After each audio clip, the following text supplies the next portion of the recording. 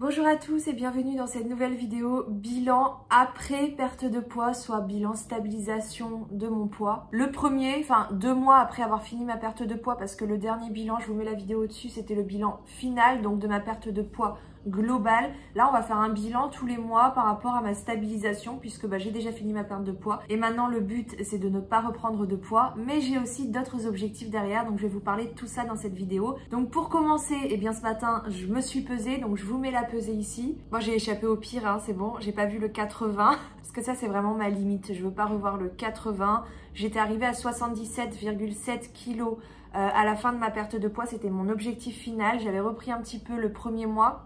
Et là, ce mois-ci, du coup, je suis sur du plus 300 grammes.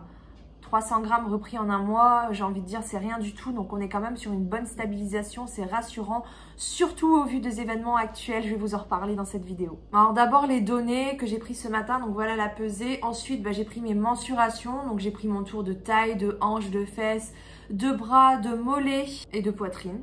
C'est tout. Alors moi, j'avais l'impression d'avoir repris un petit peu. Pour autant, c'est vrai que ma vision de moi-même est assez déformée en ce moment parce que contexte perturbé, etc. C'est vrai qu'il y a des jours où j'ai l'impression d'avoir grossi, d'autres jours où j'ai l'impression d'avoir minci. Donc un regard vraiment pas du tout objectif sur moi-même. Et d'après vos regards à vous sur les réseaux, c'était vraiment unanime. Tout le monde me dit non, t'as minci, vraiment, surtout le visage, c'est flagrant. Bon, moi, le visage, j'ai surtout l'impression que j'ai vieilli, voilà, ça se creuse un petit peu, la peau et tout, mais bon, après, au niveau du corps, c'est pareil, il y avait beaucoup de retours dans ce sens-là, t'as minci, c'est sûr, t'as minci, non, t'as pas grossi. Bon, les chiffres parlent d'eux-mêmes, hein, j'ai repris quelques centimètres quand même depuis que j'ai fini ma perte de poids. Faut dire que sur la fin de ma perte de poids, j'avais quand même bien tout donné pour arriver à atteindre mon objectif. Et derrière, on peut dire que j'ai arrêté le sport parce que normalement, je fais au minimum de la danse une fois par semaine. Sauf que je suis partie en stage, il y a un cours annulé, il y a un cours où j'ai pas pu aller, il y a plein de cours comme ça où je n'ai pas pu aller à la danse. Donc on peut dire que le premier mois, j'ai vraiment arrêté le sport. J'ai fait un petit challenge gainage, que j'ai commencé, que j'ai fait 2 semaines, mais que j'ai arrêté quand je suis rentrée. Donc celui-là même, je l'ai pas fini. Puis bon, quelques secondes de gainage par jour, on peut pas dire vraiment que ce soit du sport. Donc voilà, j'ai quand même repris quelques centimètres. C'est pas non plus énorme, hein. Je vous mets les données du mois dernier, Non, le mois dernier, je me trompe, je n'ai pas pris mes mensurations. Donc c'est d'il y a 2 mois, à la fin de ma perte de poids. Et depuis, j'en ai repris un petit peu. Mais bon, après, il n'y a rien de dramatique non plus. C'est pas bien méchant, quoi. Après, ce que vous avez l'habitude de voir aussi lors de mes bilans mensuels perte de poids, hein, que je faisais quasiment tous les mois. Je dis quasiment parce qu'il y en a quelques-uns qui ont sauté quand même. Mais c'est vrai que pendant ma perte de poids, je faisais des photos tous les mois, des photos et des vidéos pour pouvoir faire des avant-après pour comparer. Là, je pense qu'en stabilisation, une fois par mois, ça me paraît quand même beaucoup. Donc, ce que j'ai fait, c'est que j'ai pris une petite vidéo là au début de mon nouveau challenge. Puisque même si j'ai fini ma perte de poids, ça ne veut pas dire que j'arrête tout et que je me challenge plus du tout. Non, j'ai un objectif au niveau du sport. Ce mois-ci, j'ai repris un programme sportif que j'avais déjà fait il y a quelques mois de ça et que j'avais vraiment beaucoup apprécié, qui m'avait notamment aussi apporté des résultats sur ma silhouette. Je parle du T12S, un programme de HIIT, donc qui consiste à faire 20 minutes de sport intensif chez soi 4 fois par semaine avec les coachs de Move Your Fit qui sont des coachs diplômés donc en sport et qui sont ultra motivants. Et du coup, j'ai un nouvel objectif, moi, du coup pas ce mois-ci, mais sur les 3 mois là à venir, donc pour préparer l'été, hein, donc un objectif de transformation physique mais sans penser perte de poids. Alors c'est vrai que à côté je vais me repeser plus régulièrement parce que honnêtement me peser une fois par mois ça ne me va pas, ça ne me correspond pas. J'ai trop besoin en fait de savoir où j'en suis, même si j'ai pas d'objectif sur la balance. J'ai quand même beaucoup de mal à me détacher de la balance, donc je vais reprendre la pesée une fois par semaine, mais pas tous les jours parce que pendant ma perte de poids je le faisais vraiment tous les jours, donc ça c'est bon. J'ai plus besoin de me peser tous les jours, mais une fois par semaine ça me paraît quand même mieux qu'une fois par mois, en tout cas pour moi, parce qu'on est vraiment tous différents là-dessus. Bon, je crois que je pars encore dans tous les sens là, mais voilà, j'ai pris les données que je vous ai partagées là. Je vais faire un petit bilan rapide du coup sur le mois qui vient de s'écouler. Ensuite, je vais faire un petit bilan complet, mais vraiment très très rapide pour le coup. Il y a le bilan, hein, je vous ai mis le lien au-dessus de ma perte de poids globale. Mais bon, voilà, je vais juste faire un petit rappel dessus parce que ça fait toujours du bien. Et après, je vais revenir sur mes objectifs donc pour l'avenir. Donc au niveau du bilan mensuel, donc ce mois de février qui est passé, nous sommes début mars. donc 2 mois après ma perte de poids. Au niveau du poids, donc je l'ai noté, je suis sur une prise de 300 grammes, c'est rien du tout, je suis vraiment contente. Au niveau des mensurations, du coup, je n'ai pas de données si ce n'est celle de la fin de la perte de poids, donc d'il y a 2 mois, hein, que je vous ai partagé. Donc on est quand même sur un bilan plutôt positif, hein, quand on cherche à stabiliser, qu'on reprend que 300 grammes, je trouve que c'est plutôt encourageant. Surtout vu le contexte actuel. Donc le mois de février, comment il s'est déroulé? Eh bien je l'ai commencé en allant en stage, donc je suis partie en déplacement pendant 2 semaines toute seule, loin de chez moi et dans un Airbnb, donc une chambre sans cuisine, sans rien du tout. Donc la cuisine, on oublie, c'était du dépannage, je mangeais des petits trucs rapides en chambre, des petites salades, des petits wraps, des trucs comme ça. Et beaucoup de restaurants, je vous remets les liens des vlogs là aussi au-dessus. Je vous ai partagé ces 2 semaines-là en vlog. Et j'ai beaucoup mangé, franchement j'ai beaucoup mangé, j'ai surtout mangé dehors en fait et je me suis fait pas mal de restaurants, sachant que pour moi c'est vraiment compliqué d'aller au restaurant et de faire attention à sélectionner des choses saine pour ma santé. Enfin clairement je suis pas le genre de personne encore à ce jour en tout cas apte à aller dans un restaurant pour commander une salade. Voilà, moi quand je vais au resto c'est pour me faire plaisir et force est de constater que j'ai encore une forte attirance pour tout ce qui va être aliments gras, sucrés, voire transformés. Enfin voilà, j'ai quand même des goûts alimentaires forcément influencés par mon parcours, hein. Je le rappelle, je suis une ancienne hyperphage, j'ai été hyperphage pendant des années où mon quotidien c'était genre du 5000 calories par jour sans exagérer, donc avec que de la malbouffe, hein. 99% voire 100%, donc c'est sûr que c'est pas en 3 ans de parcours que je vais être attirée par des salades quoi. Surtout que pendant mon parcours perte de poids, je me suis basée principalement sur le déficit calorique moi, donc j'ai continué à manger tout ce que j'aimais mais en faisant attention du coup aux proportions pour les aliments hypercaloriques. Bref, donc l'attirance pour le sucre est toujours là, pour le gras, voilà, les aliments qui sont très caloriques et qui ont tendance à favoriser une prise de poids. Pour autant, je n'ai pas eu du tout de compulsion alimentaire, donc bon point. Mais j'avais une partie de moi quand même qui s'inquiétait parce que j'étais plutôt bien dans ma vie et j'avais conscience que les TCA n'étant pas non plus disparus depuis tellement longtemps, je pouvais m'attendre à ce que ça refasse surface comme ça a pu le faire à une autre période de mon parcours perte de poids, que je vous ai tout partagé aussi dans les vlogs. J'ai notamment traversé un burn-out, enfin il y a eu plusieurs passages comme ça à vide dans ma vie et dans ces passages-là, j'avais tendance justement à avoir de nouveau des compulsions alimentaires moins fortes, certes, que l'hyperphagie que j'ai traînée derrière moi pendant des années, mais quand même de retour. Et donc je rentre de stage et là le ciel me tombe sur la tête, littéralement. Enfin ouais, clairement tout s'écroule dans ma vie, c'est très compliqué pour moi en ce moment. Vous me voyez avec le sourire parce que j'essaie de faire face, j'essaie de me battre, je reprends le sport et tout. Mais j'ai fait une vidéo aussi là-dessus pour ne pas cacher mon état actuel. Ça ne va pas du tout dans ma vie actuellement. Je me bats pour aller de l'avant, pour ne pas couler tout simplement parce que vraiment actuellement c'est très difficile, douloureux pour moi et pour autant l'hyperphagie n'est pas revenue, les compulsions alimentaires ne sont pas revenues. La seule chose qui est revenue, c'est le coca, puisque initialement j'avais quand même une consommation de 2 litres de coca par jour, hein, donc je vous parle de ma période où j'étais obèse, ce qui a duré de nombreuses années. J'étais obèse toute ma vie moi en fait, hein, depuis mes 18 ans. Enfin 18 ans, non, à 18 ans je sais que j'étais déjà aux 3 chiffres, mais j'étais déjà obèse un peu avant. Et les crises d'hyperphagie ont commencé à l'adolescence et ont commencé à me quitter quand j'ai commencé à me mettre dans mon parcours perte de poids, vous voyez, donc... je me sentais pas du tout sécurisée de ce côté-là. Et là, le fait de traverser vraiment l'une de mes plus grandes peurs, hein, clairement. J'ai envie de dire même un de mes pires cauchemars. Et l'hyperphagie n'est pas revenue et les compulsions alimentaires ne sont pas revenues. La seule chose qui est revenue, donc c'est le coca. Je suis actuellement à quasiment 1 litre de coca par jour. Je consomme entre 2, 3 à 4 canettes, donc de 33 centilitres par jour. Sachant que le coca a toujours eu une présence dans mon parcours parce que j'ai eu du mal à m'en passer. Il y a eu des périodes où j'ai réussi à arrêter, à remplacer par d'autres choses. Puis c'est revenu plus ou moins fort, c'est-à-dire qu'il y a eu des périodes où j'en consommais 1 jour sur 2 ou 1 jour sur 3, d'autres périodes où j'en consommais tous les jours. Enfin bref, ça a toujours été là quelque part à me suivre cette consommation de coca. Et c'est vrai que là actuellement, avec mon état émotionnel, c'est quelque chose qui m'a fait replonger un peu comme l'alcoolique.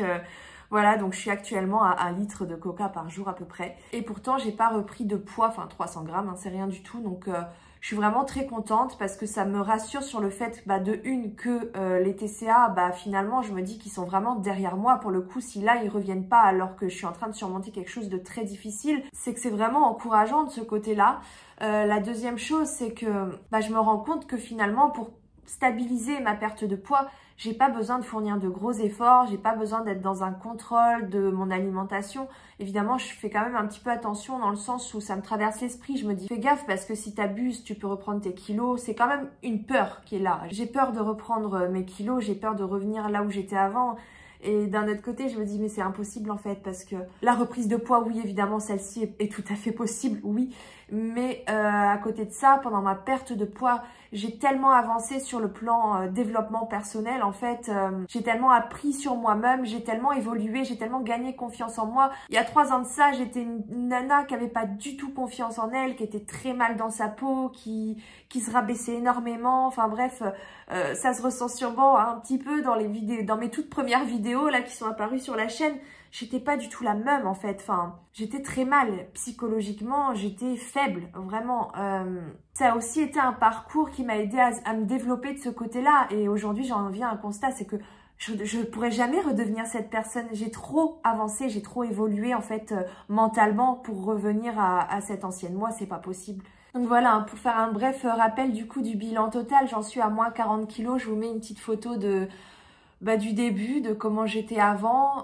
Maintenant, voilà, c'est une apparence, c'est des kilos, mais derrière, il y a une évolution mentale de dingue, et c'est à ça que je m'accroche aussi, et c'est pour ça aussi que j'ai la force aujourd'hui de surmonter ce que je surmonte, parce que je vous dis honnêtement, si j'avais été dans mon ancien moi il y a quelques années, et que la même situation exactement s'était produite là à ce jour, mon ancienne moi elle aurait jamais encaissé le coup. Franchement là je vous dis la vérité, je serais au fond de mon canapé en train de m'écrouler, en train de m'auto-saboter, je serais en dépression. Je serais en dépression clairement, mais justement mon parcours perte de poids il m'a permis de prendre conscience de la force que j'avais au fond de moi, de ce que j'étais capable de faire, et que justement de me faire du bien à ma santé, donc en passant par le sport, par l'alimentation, par l'amour de soi, par l'hygiène de vie, enfin tellement de choses comme ça sur lesquelles j'ai travaillé au cours de ces 3 années, parce que c'est pas juste une perte de kilos, c'est beaucoup plus complexe que ça, et toutes ces choses autour m'ont renforcée. Alors je dirais pas que je me sens invincible, mais je me sens plus forte et plus confiante pour l'avenir malgré ce qui me tombe dessus en ce moment. Voilà, donc pour moi ce bilan il est hyper positif parce que je me rends compte que j'arrive à stabiliser mon poids sans que ça me demande trop d'efforts quoi. Je voyais passer un post il y a pas très longtemps que je trouvais hyper pertinent. Le poids idéal n'est pas celui... Alors je sais plus exactement la phrase qui était utilisée pour exprimer cette idée-là, mais en gros que si c'est trop dur de maintenir ton poids actuel, si c'est vraiment un enfer en fait, ça te demande trop d'efforts de maintenir un poids, bah c'est que c'est pas ton poids idéal en fait. Parce que le but c'est pas non plus de se faire du mal, le but c'est de se faire du bien. Quand on perd du poids pour se faire du bien, mais quand on cherche à perdre trop de poids, on peut aussi créer l'effet inverse et se faire du mal. Et quand je pense qu'il y a une période, je voulais vraiment descendre plus bas au niveau de mon poids, aujourd'hui je regrette pas ma décision d'avoir baissé mes objectifs perte de poids et d'être revenue à mon objectif initial qui était de 77 kg, parce que quand j'ai commencé ma perte de poids c'est ce que je visais, puis petit à petit j'ai essayé de voir plus loin, plus grand. Enfin je pense que nous les filles on a tendance à avoir un poids idéal un peu trop bas en fait, et ça c'est dangereux, attention, parce que du coup on se fait plus du bien, on se fait du mal. On n'a pas à être au régime toute sa vie pour maintenir un poids, on n'a pas à faire du sport toute sa vie pour maintenir un poids. Bon alors là je sais que je fais beaucoup de sport, mais je vais vous expliquer pourquoi et mon objectif du coup. Voilà, on en vient donc mes nouveaux objectifs. Donc au niveau de mon poids, vous l'avez compris, je veux juste stabiliser. Je ne souhaite pas revoir le 8, je souhaite rester dans le 7, c'est tout, et ça me demande pas trop d'efforts, donc tant mieux. Mais j'ai un objectif là au niveau du sport, je me suis vraiment mis dans quelque chose d'intensif et de soutenu, c'est-à-dire que je fais un programme déjà de base qui est pas facile, qui est adaptable à tous, si vous voulez vous y mettre, même si vous avez du poids en trop, vraiment c'est un sport qu'on peut faire parce que il est proposé avec et sans impact, et il n'y a pas genre comme dans certains programmes un nombre de répétitions à faire en un temps donné. Non, là c'est chacun à son rythme, à partir du moment où tu donnes tout, c'est bon. Mais ça reste un programme qui est difficile parce que déjà 4 séances dans la semaine, même si ce sont des séances courtes de 20 minutes, faut les caser, donc ça demande quand même d'être organisé, mais surtout d'être discipliné, parce qu'il faut y aller, même si on n'a pas envie. D'ailleurs, moi j'ai ma séance là qui m'attend juste après, et je vous avoue que j'ai pas envie, mais je sais que ça va me faire du bien. Bref, et à côté de ça, moi je fais aussi de la danse de ce côté-là. Bon, ça reste incertain pour moi parce qu'au vu de la situation actuelle, je ne sais pas si je vais pouvoir continuer. Visiblement, les dernières séances c'était compliqué. J'ai encore espoir pour ma séance de demain. Mais moi, idéalement, je veux continuer la danse. Donc, si je dois être à 5 séances par semaine pour continuer mon cours de danse et faire mon programme sportif, j'y vais, quoi. C'est pas grave, 5 séances par semaine. Par contre, ça, c'est un objectif à court terme. C'est-à-dire que ce n'est pas le rythme que je compte maintenir toute ma vie. Donc j'ai conscience aussi que là, même si je vais chercher des résultats à court terme pour l'été, pour m'affiner, me tonifier et tout, je sais qu'après quand je vais arrêter le sport ou au moins diminuer, je reprendrai quelques centimètres et je serai moins tonique. Il faut aussi en avoir conscience. Quand tu espères des résultats définitifs, il faut que les changements que tu mettes en place soient pour toute la vie. À partir du moment où tu fournis un effort dans un temps donné, un temps court et qu'après t'arrêtes, les résultats aussi ils seront temporaires. Mais c'est pas grave, ça me va parce que moi aussi aujourd'hui je fais du sport. C'est principalement pour ma santé mentale. Là, mon coup dur, c'est aujourd'hui. Et même si je sais que ça va pas passer du jour au lendemain, je me dis que justement, peut-être que dans 3 mois, je me sentirai quand même mieux. J'ai bon espoir. Donc, du coup, je me dis, un programme de 3 mois, ça va m'aider à aller de l'avant et à avoir ce bien-être mental, psychologique. Voilà, ça va me faire du bien au moral, tout simplement. Et puis, tant qu'à faire, je me challenge derrière. Et ça, c'est pareil, c'est par rapport au mental. Pour moi, m'aider à me sentir mieux psychologiquement, le fait de me mettre des objectifs, peu importe quels objectifs, mais le fait justement d'avoir un but à atteindre et de devoir me battre pour aller le chercher, ça m'aide. Je sais, grâce à mon parcours perte de poids, que justement, quand on arrive à la fin de sa journée avec ce sentiment de satisfaction, ça nous aide à nous endormir plus fiers de soi et à se réveiller encore plus déterminés. Donc le fait, moi, d'avoir un objectif aujourd'hui, ça m'aide mentalement. Et puis, évidemment, ma silhouette, je serais bien contente de me galber un petit peu. En plus, j'ai de la peau en trop. Alors, je sais que je pourrais pas perdre la peau que j'ai en trop, ça c'est utopique. Mais si je peux me raffermir un petit peu, perdre quelques centimètres, me sentir bombasse cet été sur la plage, même si j'ai pas encore prévu d'aller à la plage. Mais voilà, j'ai un objectif de transformation physique pour cet été. Et du coup, le T12S, il va m'aider. Même si je sais que ce sera encore une fois un résultat provisoire et non définitif, mais ça me va. Donc voilà pour le sport, gros objectif là sur 3 mois jusqu'à cet été. D'ici là, je vais aussi vous partager des vlogs toutes les semaines et je vais même remettre les pesées dans les vlogs. À côté de ça, donc mes autres objectifs là pour la suite, ça va être quand même de limiter un petit peu ma consommation de coca. Je vais pas trop mettre la pression non plus de ce côté-là parce que je pense que c'est un peu un échappatoire pour moi et j'ai besoin de quelque chose finalement, même si le sport m'aide aussi, mais je vais essayer, je promets rien, même à moi-même, je me fais pas de promesses. Mais l'idéal, ce serait quand même là actuellement de me limiter à une canette de coca par jour. Pas les mini canettes, une grosse canette, mais voilà, essayer de me limiter. Du coup, peut-être de plus en prendre le midi ou l'après-midi, surtout que je me satisfais de mes tisanes. Et prendre ma première canette le soir pour essayer d'être à une canette par jour. Je vais essayer. Autre chose que j'ai commencé là et qui marche très bien, je buvais du thé vert.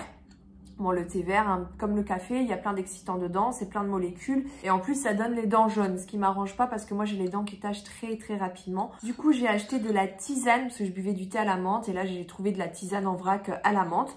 Et franchement, le goût, ça passe quoi. Je prends toujours du sucre dedans, évidemment. Je pense que c'est ça en fait que j'ai besoin. Moi, boisson sucrée, c'est mon truc.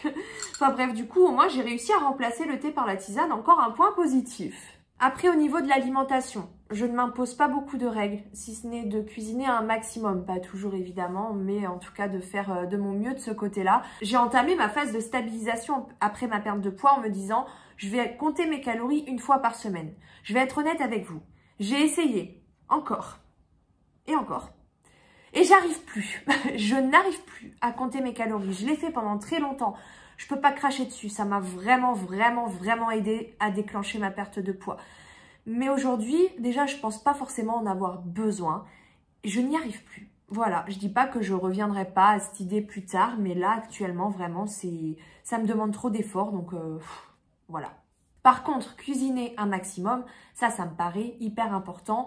Déjà pour pas se retourner vers n'importe quoi. Vous savez, le soir on arrive, oh là là, qu'est-ce que je vais préparer à manger? Je sais pas du tout. Bon, allez, des pâtes et du fromage. Pour éviter un petit peu ce genre de situation et manger varié, sentir qu'on se fait du bien aussi, qu'on se fait plaisir. Quand je dis cuisiner, ça veut pas dire cuisiner que des légumes. Intégrer des légumes, oui, parce que pour ma santé, c'est très important. Mais ça reste compliqué encore, la relation aux légumes. C'est mieux qu'avant, mais c'est encore assez compliqué. Mais voilà, profiter du fait de cuisiner pour intégrer des légumes, bien évidemment, mais cuisiner des trucs qui me plaisent, avec du fromage, de la crème et tout. En plus, j'ai essayé de remplacer la crème par autre chose. C'était pas fameux. Je garde ma crème, voilà, même si c'est pas l'idéal pour la santé.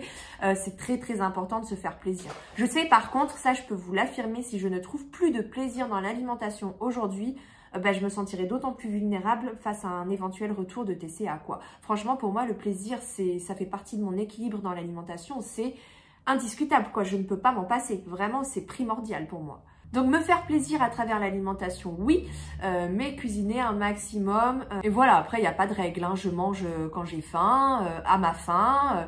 Hier soir, je me suis pris un petit bol coco, j'avais encore faim, je me suis resservi un deuxième bol. Je me mets pas de pression par rapport à ça du tout, vraiment, je mange à ma faim. Je pense même que je mange un peu plus qu'à ma faim, parce que vous savez qu'il y a divers niveaux de sensations, genre j'ai plus faim et je me sens vraiment rassasiée, je me sens pleine. Voilà, moi je vais vraiment jusqu'à je me sens pleine. Par contre, je fais pas 10 repas par jour non plus. C'est vrai qu'avant, j'avais essayé de me cadrer un peu le truc. Alors j'ai du mal à manger des fruits du coup maintenant, alors que j'adore ça. Mais par contre, c'est vrai que moi, 2 repas par jour me suffisent, quoi. Peut-être 2 ou 3. Le matin, je mange pas. Le midi, je me fais un repas. Le goûter, c'est finalement assez rare que j'en prenne, alors que pendant ma perte de poids, je me faisais des goûters et tout. Maintenant, je me rends compte qu'instinctivement, c'est pas forcément le truc que j'ai besoin. Ça m'arrive d'avoir un petit creux et de me prendre un truc, mais ça devient quand même de plus en plus rare. Par contre, le soir, je mange bien, quoi. Et après, en général, je me prends... je dirais pas un dessert, parce que moi je suis pas très dessert, j'aime bien finir sur la touche salée. Mais par contre, genre 1 heure après, moi j'aime bien avoir un petit truc à grignoter qui me fasse plaisir, quoi. Et mais c'est vrai que de ce côté-là aussi, j'ai tendance à me retourner plus vers des aliments que je prends chez Prozis, parce que ils seront moins, même si c'est pas forcément l'idéal non plus au niveau de la compo, mais en tout cas ce sont des produits qui sont sans sucre et qui du coup équilibrent un petit peu le reste de mes journées, par exemple devant ma consommation de coca. Et je me suis rendu compte aussi que ces aliments-là, donc par exemple, je vous donne un exemple, mais il y en a plein d'autres, hein, que ce soit des chocolats ou les biscuits belges là que je me suis pris cette semaine, à l'inverse du Kinder par exemple, ou quand je vais terminer le Kinder, je vais avoir envie d'en reprendre un.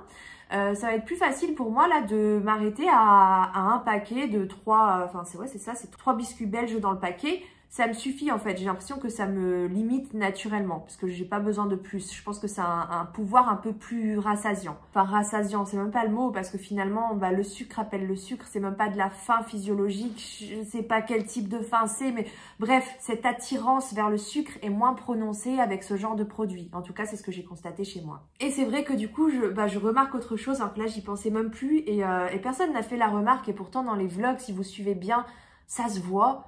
Ça fait longtemps que j'ai pas pris genre des Kinder, des trucs comme ça. Si, la semaine dernière, je suis allée au restaurant, j'ai pris une crêpe dessert, il y avait du Nutella dedans, j'ai vraiment apprécié. Mais avant, j'avais tout le temps besoin de me prendre des Kinder, des trucs de ce genre-là, vous savez, industriels, gâteaux, vraiment très très très sucrés. Et aujourd'hui, j'ai le coca, mais pour autant, j'ai plus trop cette attirance vers ces choses-là. Je me suis même vue la semaine d'avant, là où j'ai pas vlogué, aller en boulangerie me prendre un casse-dalle parce que j'avais trop envie de fromage et d'un truc bien gras. Mais bizarrement, les pâtisseries, alors que j'adore ça, ne m'attiraient pas plus que ça. Donc finalement, mon attirance au sucre est moins élevée qu'avant. Ça a peut-être joué dans mes TCA, ça aussi. Bref, voilà pour ce bilan que je trouve vraiment très positif. Je suis vraiment très contente de moi.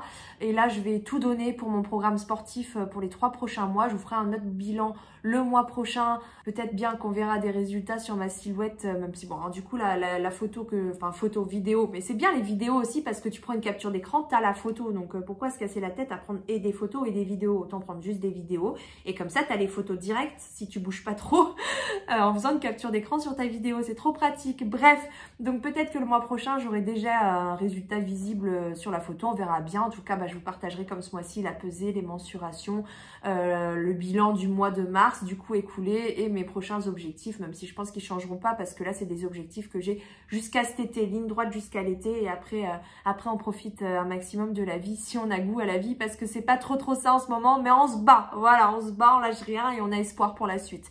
Bon, je vous fais plein de bisous et je vous retrouve dimanche prochain dans le prochain vlog. The future is now.